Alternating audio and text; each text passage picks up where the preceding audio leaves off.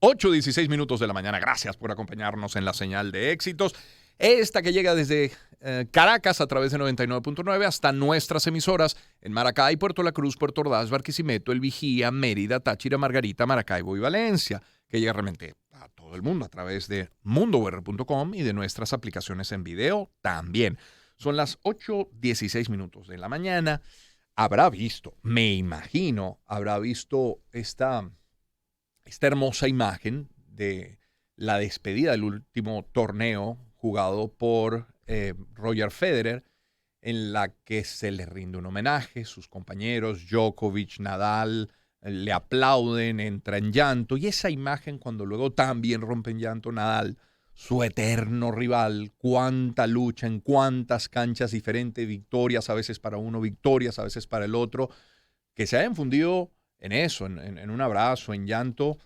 Lo lleva uno a pensar en aquella máxima que uno escuchaba hasta hace poco, que todavía se escucha, pero con mucha insistencia. Antes de eso, los niños no lloran. Qué buen ejemplo, han dado ellos, no solamente con su carrera, con su trabajo, con su entrega al deporte, sino con ese regalo de humanidad, con ese lindo gesto. Y eso es lo que queremos conversar hoy en nuestra sección de familia. El núcleo de la sociedad. Familia. Con Román Losinski. Y Oscar Misle, educador, orientador, psicoterapeuta, comunicador, locutor, fundador de Secodap. Oscar, qué gusto saludarte. ¿Cómo estás? Muy buenos días, Román. Muy bien. Habrás visto esa imagen, ¿cierto, Oscar? La de Federer y Nadal. Ejemplificante y además muy conmovedora, claro que la vi. Sí. ¿Qué te dejó? Me dejó que hay que ver lo que significa para dos personas tan destacadas, tan reconocidas, y además la fama ha estado en sus manos, y demostrar que se puede ser sensible, que se puede ser afectivo, que el ser rival no significa ser enemigo, que se puede llorar y que no solamente llorar, sino también tomarse de las manos y empatizar con lo que estaba sintiendo, ambos estaban sintiendo. Me parece que fue una imagen que nos debe llamar la atención, sobre todo cuando en las casas muchas veces se atraganta el llanto, por no expresarlo, porque se considera que el varón debe ser fuerte y no puede ser vulnerable, ¿no? Claro. Uno podía entender el llanto de Federer, ¿cierto? Bueno, claro, te estás retirando, son tantos años, tantos torneos, una vida entera dedicada al deporte, a tu deporte, mucho ganado, mucho perdido, pero claro, lo que llama la atención es el llanto de Nadal. ¿Ah? Tú sabes que yo pensaba que en el caso de Nadal es la empatía, ¿no? El sentir, sí, yo también puedo estar en ese momento, voy a estar en ese momento. Y yo también formo parte, sé lo que es la pasión por el deporte, sé lo que es la pasión por el tenis, lo que es la empatía, lo que es la resonancia, lo que es el entender y comprender al otro en su momento, que va mucho más allá de lo que pueden haber sido las rivalidades y los momentos vividos a través de los campeonatos donde tenían que poner todo para ganarle al otro, para estar o lograr el objetivo. Sin embargo, se da ese encuentro que habla mucho del humano, ¿no? Yo me imagino que estos dos hombres tendrían que hacer mucho control emocional cada vez que iban a tener un partido de tenis, y eso, si algo sabían era controlarse, claro, para poder lograr el objetivo. Sin embargo, aquí el corazón no supo de razones y más bien lo conmovió porque fueron dos historias que se tocaron en un periodo de edad también similar. Sí. Entonces, a mí me conmovió mucho y me pareció que es un tema, me sirve para poder trabajar todo el tema de la educación emocional, como con ese ejemplo, que además es un ejemplo que fue viral, ¿no? Claro. Yo me ponía en la situación de algún padre, que todavía los hay, un padre o madre que dice, los niños no lloran, es decir, los varones no lloran. Y yo me imaginaba un padre que desde esa premisa, además fuera un fanático del tenis. Y yo me imaginaba a ese padre diciéndole toda la vida a su hijo, es que tienes que esforzarte, tienes que ser, mira, ahí está Nadal, y ahí está Federer, y mira Nadal, y tienes que seguir ese ejemplo y tal. Digo, bueno, ¿qué le habrá dicho ese padre a ese hijo cuando los ve llorando? ¿Sabe? Porque te desmonta todo aquello de los niños no lloran, ¿no? Que tanto daño ha hecho. Sí, te lo desmonta. Fíjate tú que yo viví una experiencia que para mí me marcó mucho, que fue un vecino que murió muy joven, bueno, de 50 y tantos años, y dejó la esposa y los hijos, ¿no? Y en el momento del velorio del señor, estaba la madre desconsolada, ahogada en llanto, y todo el mundo se acercaba a consolarla. Y sin embargo estaba el hijo de 15 años, un varón de 15 años, y todo el que se acercaba, Román, todo el que venía, él decía, tienes que ser fuerte, tienes que apoyar a tu mamá, tienes que tener resistencia, tú ahora es que tu mamá cuenta contigo. Y aquel muchacho estaba tragándose, estaba ahogado con aquel llanto, y yo me levanté, porque no pude hacer otra cosa, y me le acerqué y lo abracé. En lo que yo abracé a ese muchacho, a ese adolescente, empezó a llorar desconsolada, me parecía un bebé. Yo le decía, es que tienes todo el derecho de llorar. ¿Tú sabes lo que es pedirle a un hijo que está en el papá muerto, que murió el papá enfrente, que tiene que ser fuerte para apoyar? Y sin embargo la mamá tenía la libertad de poder expresar, pero los que se le acercaban, lo más interesante de esto, por lo que me pareció bueno contar la historia, es que quienes se le acercaban al muchacho a pedirle que no llorara eran mujeres. Wow. Eran mujeres, o sea, que uno pudiera pensar que son más sensibles, Claro. y que pudieran abrazarlo y pudieran consolarlo, porque ellas estaban, de repente estaban empatizando con la madre y con el dolor de la madre, pero estaban pensando que el dolor del hombre no es tan intenso como el de la madre.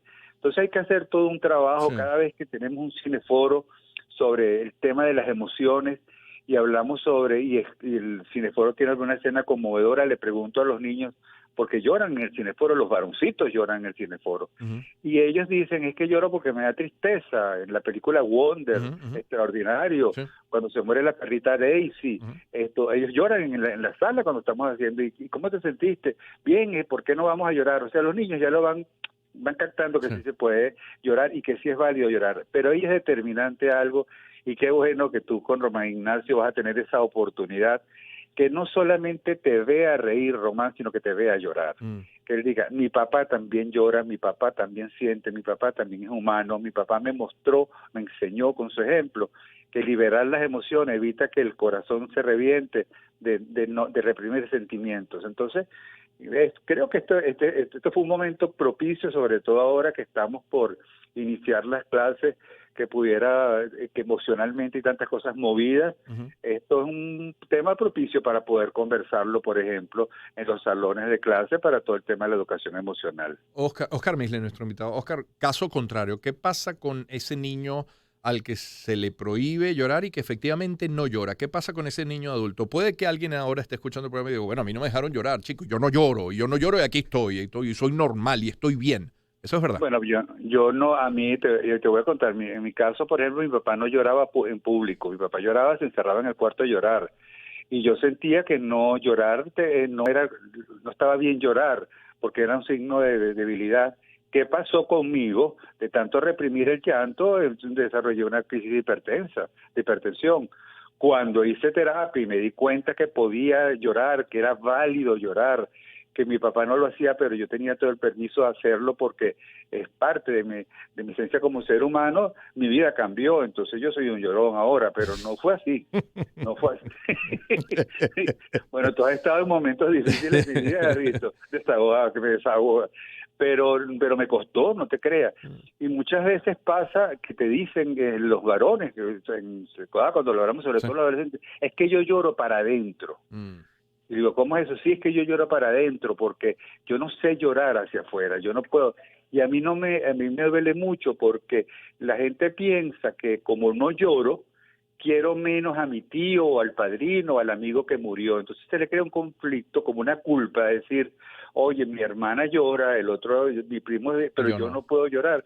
Por lo tanto, me siento culpable porque no estoy demostrando el amor que están demostrando ellos a través del llanto. Es un tema, es un tema que hay que trabajarlo porque genera repercusión en la salud, afecta el reprimir las emociones, el reprimir el llanto, el no sentirse, el no entrar en resonancia con el otro, en empatía con el otro, porque el llanto desahoga definitivamente, por eso existe el llanto, ¿no? Por eso, como mecanismo para poder desahogarte lo que te produce tristeza. Lo que pasa es que al varón se le enseña y se le da libertad para, por ejemplo, manejar la rabia para defenderse, pero la tristeza no. Entonces la tristeza tiene que buscar, la tristeza cuando no se maneja de manera adecuada se convierte en rabia, porque la rabia está vestida de tristeza muchas veces y la tristeza está disfrazada de rabia. Entonces eso pasa que muchas veces en las adicciones se encuentra entonces la forma de poder liberar, de poder darme la posibilidad a través de los estímulos, adicciones de cualquier tipo, para yo poder expresar todo aquello que tengo reprimido. Claro, me encanta que Nadal y Federer nos den la oportunidad de hablar de ello, pero Oscar, antes de despedir, ya cuando esta semana están comenzando algunos colegios, cuando se tiene previsto que para la primera semana de octubre ya comience toda la educación básica, la educación primaria, ¿en qué anda Secodap?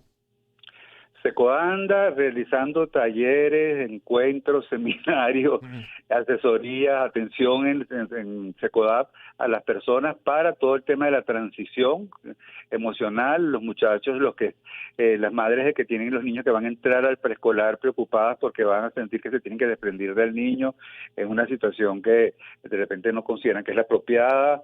Los niños están con la incertidumbre de cómo va a ser su nuevo año escolar, cómo va a ser su maestra, qué va a pasar con su vida cuando se inician las clases.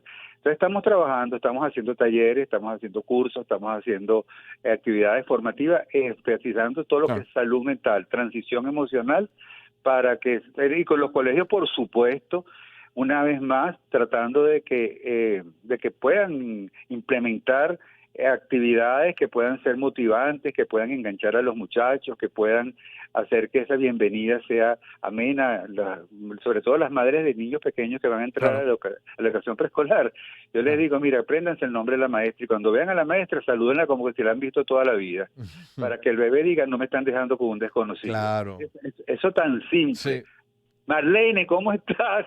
Qué bueno, aquí era quien está acá. Y entonces la Marlene va a reaccionar de manera distinta, porque el niño en edad preescolar piensa que lo van a dejar y no lo van a ir a buscar. Claro.